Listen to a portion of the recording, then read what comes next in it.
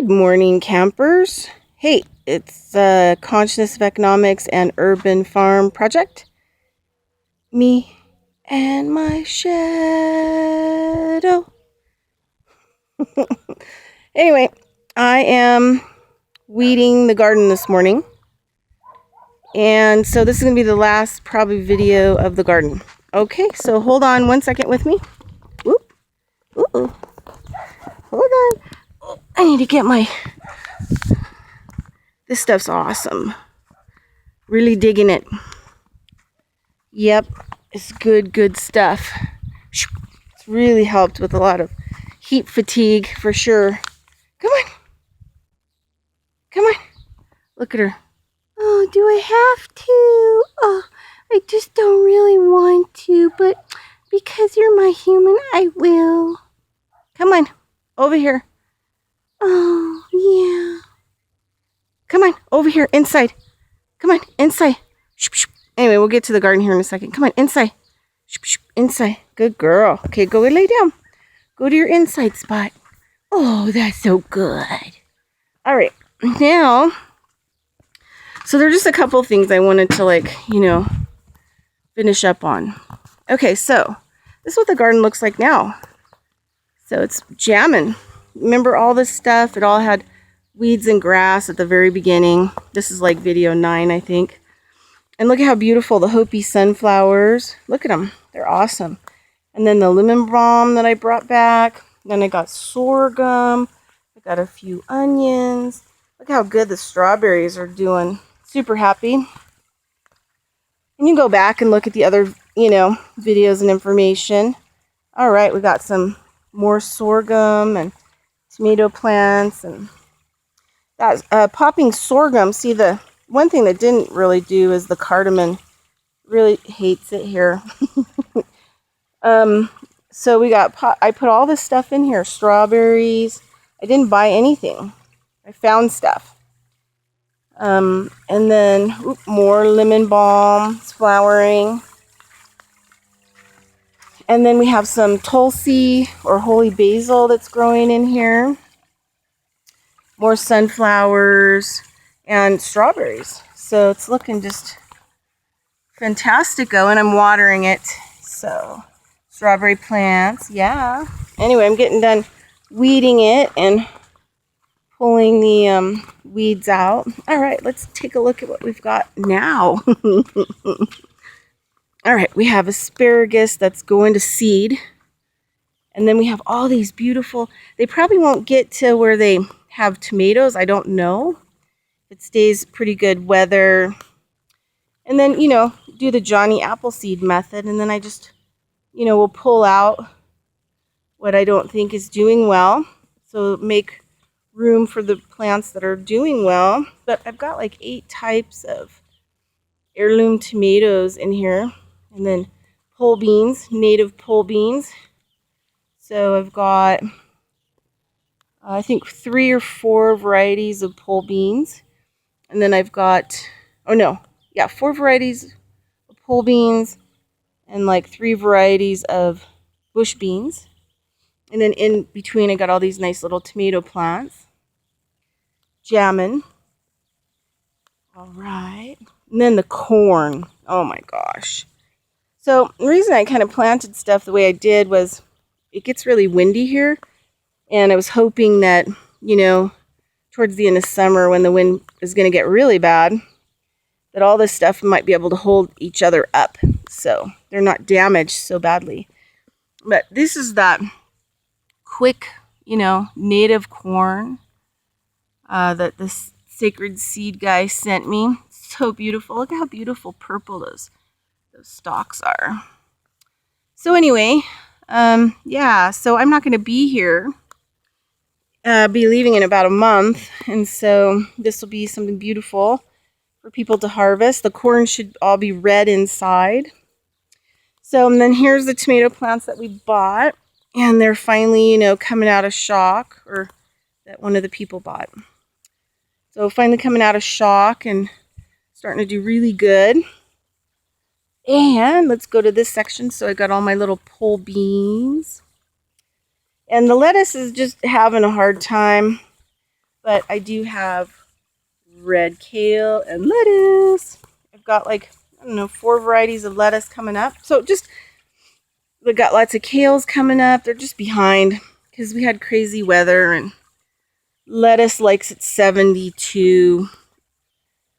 Even at night, it likes really warm and it grows fast. But anyway, so I've got, oak leaf lettuce.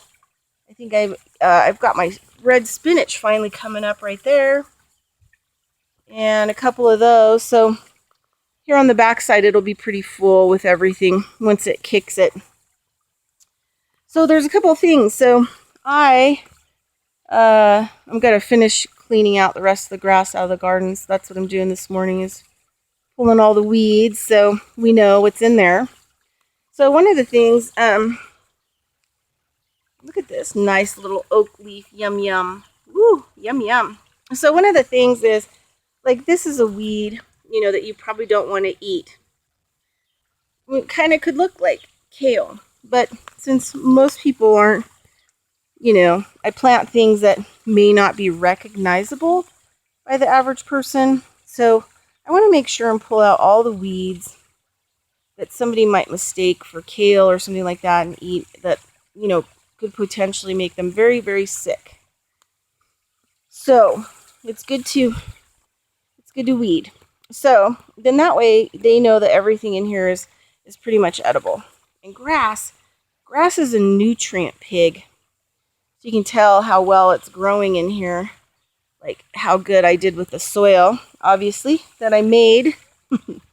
So yeah, you want to be careful of plants. You want to recognize, what's in your garden. You want to recognize kind of what, you're eating. Hold on one second. I just got to go move the agua. Because another thing too is, like, okay, say you're going to weed. Look how beautiful the lemon balm is. It's getting flowers. Yeah, look how beautiful those strawberries are. I just transplanted them just, a few months ago. They're looking wonderful. All right. Give that guy a little agua. Okay, so another thing that's really important to do is, when you pull the weeds up, make sure you water after. So it's going to pull up the soil, and if you have to pull a weed, next to a plant, and then if you water it, it'll help pack it down a little bit. And because you broke it up, it'll absorb a little bit more in that area too. Gosh, look how beautiful my little, the seeds on these plants are just so gorgeous. They're like red, like little red quartz crystals. And then look how beautiful they are. So anyway, yeah, so, and then, next summer, there's going to be a lot of nutrient in this soil that wasn't here before, because I planted beans and I planted corn. So regardless if, you get anything out of it at the end of the year, you're going to have nutrient for next year. So, and you always want to leave the roots in. If you want to break off the top of the plant and clean it out, that's fine. But you always want to leave the roots of all the plants in, because that will mulch. It'll give the microbes something to eat, and usually it contains a lot of nutrient. In this case, probably some nitrogen. So anyway, the other thing too is I wanted to talk about for the last garden video. If I get a chance to make number 10, I will. And like I said, most of my small gardens are experimental. How to help them against the wind, how to get them to grow together, be friends, support each other. And so I kind of, in this kind of scenario, I do more of a, Johnny Appleseed kind of thing, or what they call, I forget, where they throw out the seeds. There's a word for it that they have now. I'll remember it. Broadcast. So in certain areas to see, like this is going to be like the tall section. So everything in here is, on this side is tall.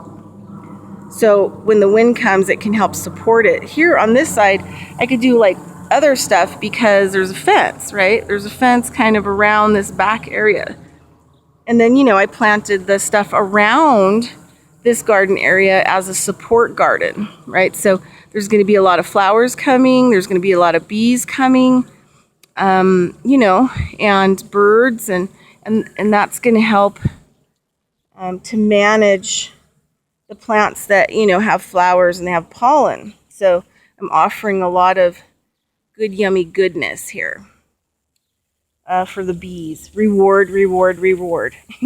Okay, so the last thing that I wanted to talk about was that there were a couple things that wanted to grow that, you know, we would probably put in the weed category, but really isn't a weed and is edible.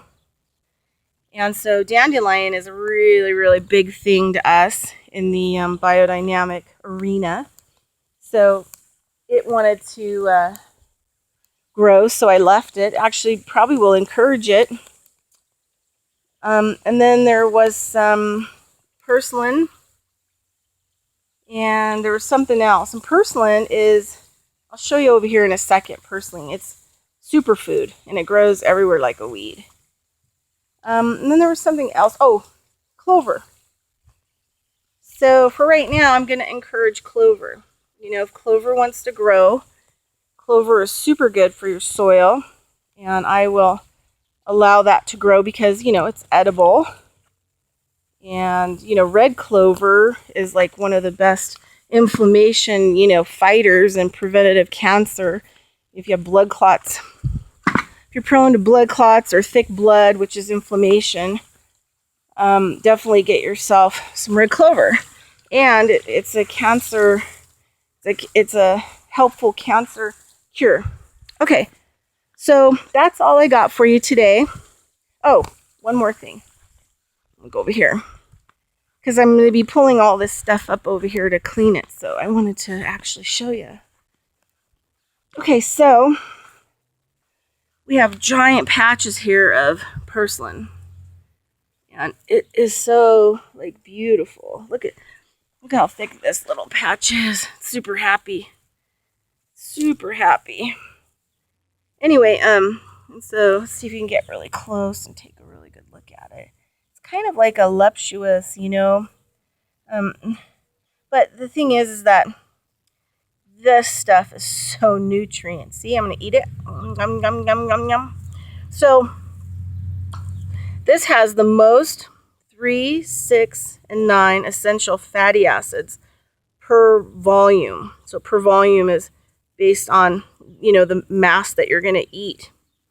So this is a really good, you know, plant to cultivate in your yard because it's, you know, extremely nutritious. So essential fatty acids support almost every function of our body.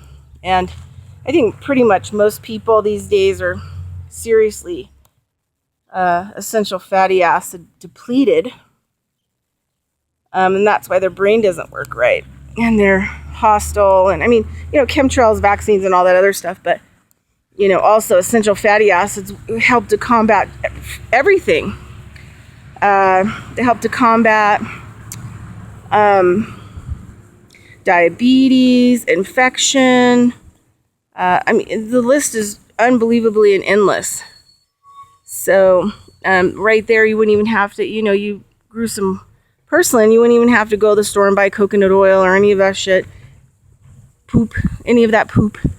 And you could just eat purslane when it grew in the summer. So anyway, so there are a couple little herbies, edible stuff that I did leave in here that are good for the soil, are good helpers, non-poisonous. So, you know, if somebody comes in here, they know pretty much everything in here is edible. So that's good to go. And thank you, Corn Mother, for gifting me and teaching me, because let me just tell you, on the spiritual level, woo, growing this corn, yeah, big, big, big changes for me. Good ones. All right, talk to you later. Have a great day. Bye.